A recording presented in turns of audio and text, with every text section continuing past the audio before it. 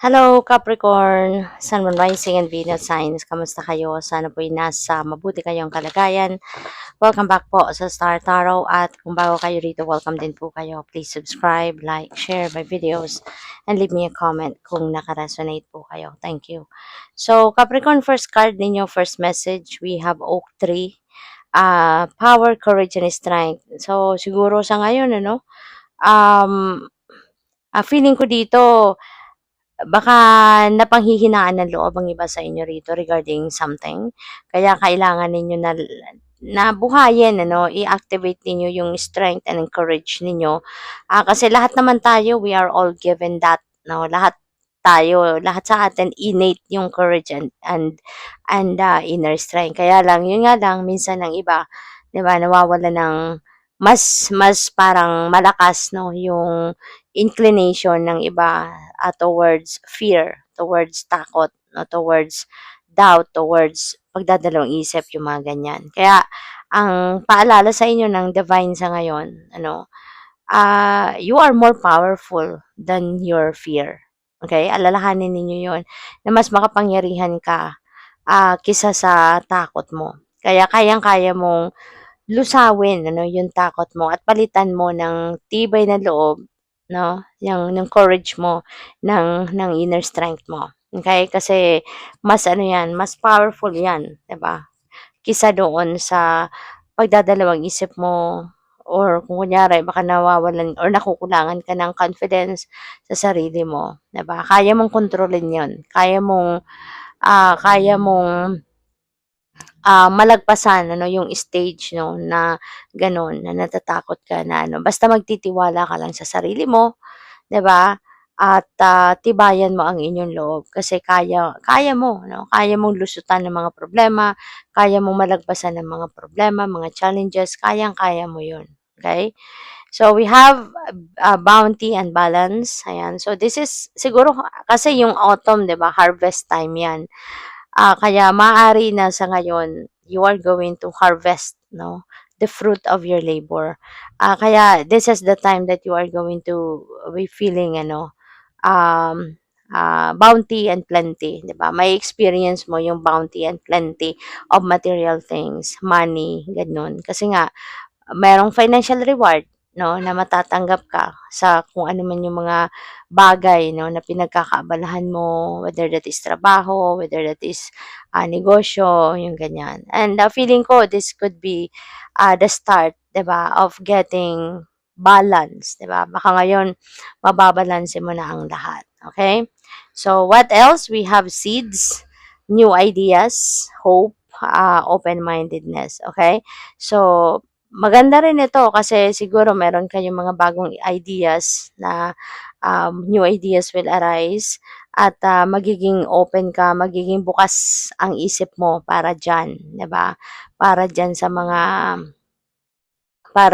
mga tawag dito, para sa mga ideya na ito. So whether that is to put up a business or kung siguro mga ideas kung paano pa ninyo mapapalago yung lalo yung negosyo, kung meron ka ng negosyo, at kung ano man, yung maaring input din ng iba na makakarating sa'yo, merong mga suggestion sa'yo, parang ganyan, magiging bukas ka para dyan, at kaya magkakaroon ka dito ng parang um, meron kang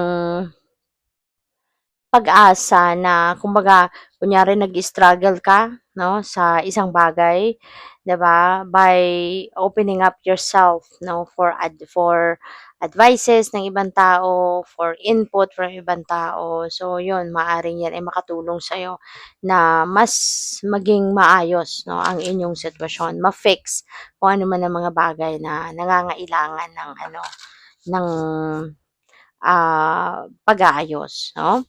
So, what else? We have endurance is the key to success. Isang reminder lang ito sa inyo, na endurance is the key to your success. At kaya importante na lagi nating ipaprioritize yung kalusugan, yung well-being, okay? Para kahit marami kang gagawin, marami kang obligasyon, marami kang aktibidad, 'di ba? Here and there, kung malakas ang katawan mo, malusog ka, you're healthy, walang problema, 'di ba? At saka, magagawa mo yung maraming bagay. Kaya po puwedeng, mas easier para sa'yo ang mag-achieve ng tagumpay kasi when you are in good shape, when you are feeling great, 'di ba? So, hindi lang yung physical body mo yung maayos, kundi pati rin yung takbo ng isip mo, yung concentration mo, yung focus mo nandiya diyan. Kaya parang eto yung mga importante din na mga factors 'no, na nakakatulong sa pagpapabilis ng pag-achieve mo sa mga bagay na gusto mong ma-achieve, pag-accomplish mo sa mga bagay na pinagkakaabalahan ninyo.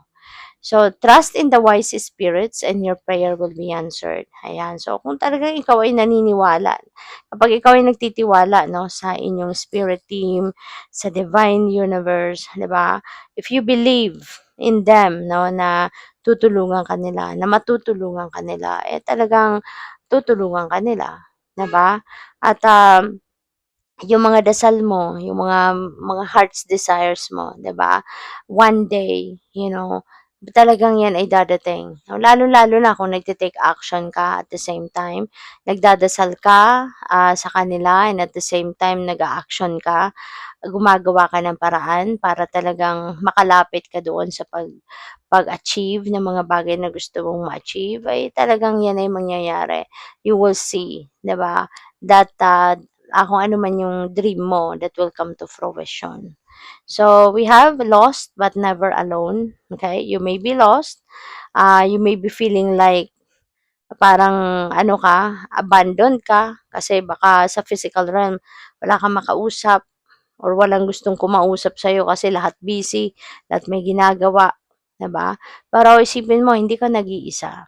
Okay? Kahit sa physical realm ganyan, at certain point walang walang mag-reach out sa'yo, 'di ba? Or wala ka talagang makausap.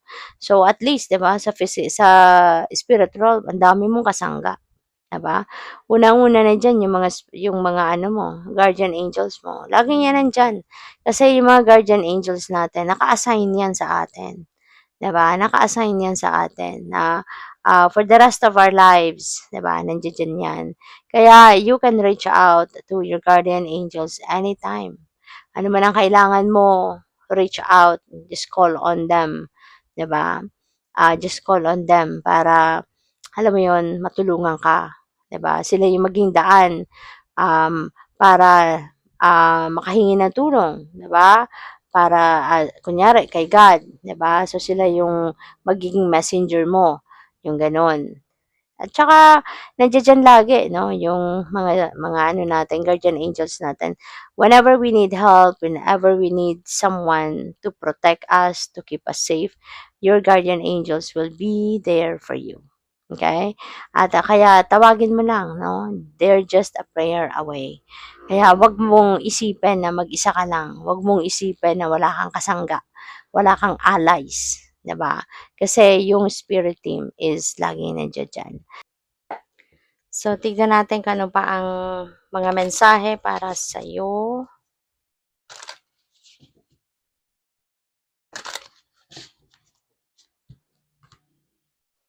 We have Hierophant. Ayan. So, maybe ang iba sa inyo rito is going to seek for advice from other people. Baka meron kang lalapitan na kunyari mentor or mga spiritual people. Maaring meron kayong kinukonsultahang pastor or pare, mga ganyan, ano. Or pupuwede rin na meron kayong hinihingian ng advice, katulad ng spiritual teacher, mga spiritual guide, 'no. So, siguro may mga gano'n kayo. Um, or 'yun 'no, ang napi-pick up ko talaga, ang iba sa inyo siguro sa simbahan 'no. Maaaring meron kayong mga contacts sa simbahan at doon kayo nagpapaano, nagpapa-advice. So, we have Page of Wands. Page of Wands is good news. Okay, merong magandang balita dito na paparating sa inyo at, maaaring matagal niyo nang ine-expect yung balitang ito. Feeling ko this is related to kunyari an application for a job, puwedeng gano'n.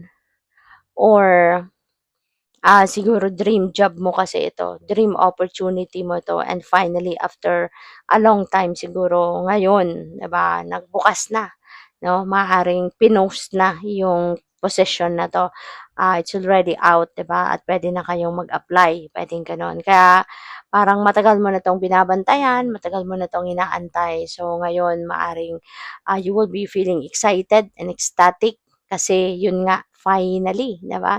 Yung minimithi mong posisyon sa trabaho ay nandito na. Puwede mo ng applyan, 'no? So what else? We have Eight of Wands, may travel, si Capricorn. Maybe this is an international travel. Maybe you're going to fly. Para dyan, pwede rin naman na domestic din ito na travel, pero yun nga, kailangan mong mag-aeroplano pa siguro, no? Um, there is also parang ang daming good news 'no, na puwedeng dadating sa inyo sa ngayon. And yung mga good news na 'to could be related to opportunities. Baka hindi lang opportunity to travel or opportunity to apply for a different position ang pupuwedeng dumating sa'yo. Could be something else din, ano, pupuwedeng opportunity sa relationship or, business opportunity. It could be anything din. But yeah, ang dami.